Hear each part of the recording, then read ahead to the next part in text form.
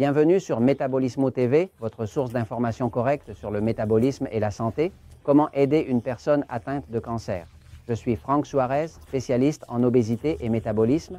Aujourd'hui, je veux répondre à une question que l'on me pose depuis le Mexique, car de nombreuses personnes nous suivent sur Métabolismo TV. Parmi différents pays, le Mexique est l'un des pays où le plus de personnes nous suivent sur Métabolismo TV. Cette personne nous dit ceci: salutations depuis la ville de Mexique. Ma question est de savoir s'il existe un moyen d'aider une personne atteinte de cancer à renforcer son système immunitaire alors qu'elle est déjà traitée par chimiothérapie et ensuite par radiothérapie. Et j'ai compris qu'en traitant le cancer de cette manière, les cellules saines sont également affectées. Merci d'avance. Bon, la question est très bien posée. Eh bien, c'est vrai, quand une personne reçoit de la chimiothérapie ou de la radiothérapie, tout cela peut brûler certaines cellules cancéreuses, mais malheureusement, cela va aussi tuer des cellules saines et donc affaiblir le corps. Alors, comment aider une personne atteinte de cancer? Je vais partager avec vous, car on me pose cette question. Je vais partager avec vous ce que je ferai. Pour un être cher, que Dieu ne le veuille pas, mais si j'ai un être cher, avec des conditions de cancer, voici ce que je ferai. En fait, au fil des nombreuses années, j'ai eu différentes situations d'amitié avec des personnes qui étaient atteintes de cancer. Et c'est toujours exactement le même conseil que je leur ai toujours recommandé. En travaillant sur le sujet du métabolisme, je me rends compte que le sujet du métabolisme est lié à l'énergie et que l'énergie ou le manque d'énergie est lié au cancer, n'est-ce pas?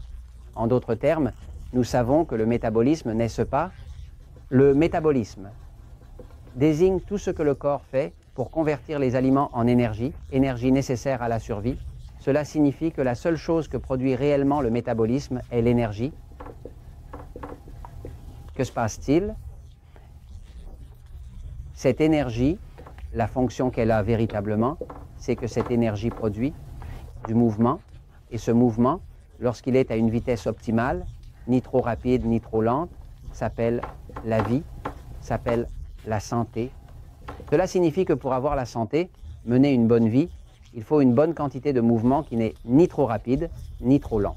Une fièvre, par exemple, une fièvre est un mouvement très rapide. En fait, quand quelque chose est bien chaud, c'est parce que les molécules se déplacent très rapidement. Un corps bien froid est un mouvement très lent. Ainsi, la chaleur d'une fièvre signifie qu'il y a en fait beaucoup de mouvements constants. Donc le métabolisme s'agite, en réalité, pour pouvoir résoudre un problème. Comme je sais que le métabolisme est intimement lié au cancer, c'est pour la raison suivante. Parmi les personnes, par exemple, avec obésité, les personnes avec obésité, la statistique est que les personnes obèses ont en moyenne 4 fois plus de cancer que les personnes qui ne sont pas obèses. Cela, vous pouvez le voir sur PubMed, P-U-B-M-E-D. PubMed est la plus grande base de données existante d'études cliniques, d'études scientifiques, n'est-ce pas? Vous allez voir que si vous faites la recherche, vous constaterez que les personnes obèses ont 4 fois plus de cancer que les personnes qui n'ont pas d'obésité et que les personnes atteintes de diabète, n'est-ce pas?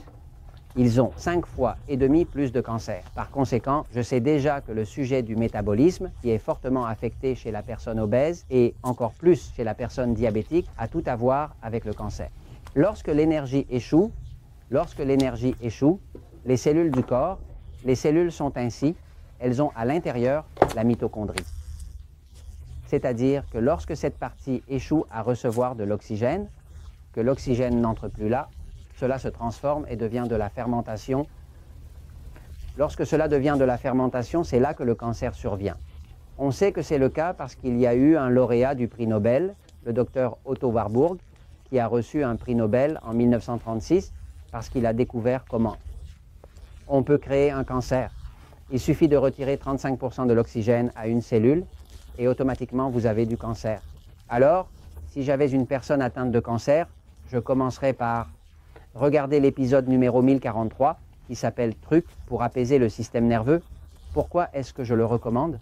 Parce que je me suis rendu compte, en travaillant avec différentes personnes qui ont eu un cancer ou des proches qui ont eu un cancer, qu'il y a toujours derrière un cancer un système nerveux altéré. Regarde qu'une personne perd un enfant. Elle a un cancer, elle divorce, elle a un cancer, un accident lui donne un cancer, elle a un cancer. C'est-à-dire que fondamentalement, tout ce qui altère le système nerveux tend à causer le cancer. Car lorsque le système nerveux est altéré, la circulation est interrompue, l'oxygène diminue. La circulation cesse, le cancer survient, car une baisse de l'oxygène augmente les chances de cancer. Je regarderai l'épisode 1043 et ferai ce qui est dit. Et l'autre chose que je ferai, c'est que je dirai à cette personne de regarder l'épisode numéro 951 qui s'appelle Connexion à Terre. C'est un point assez important car nous accumulons tous de l'électricité.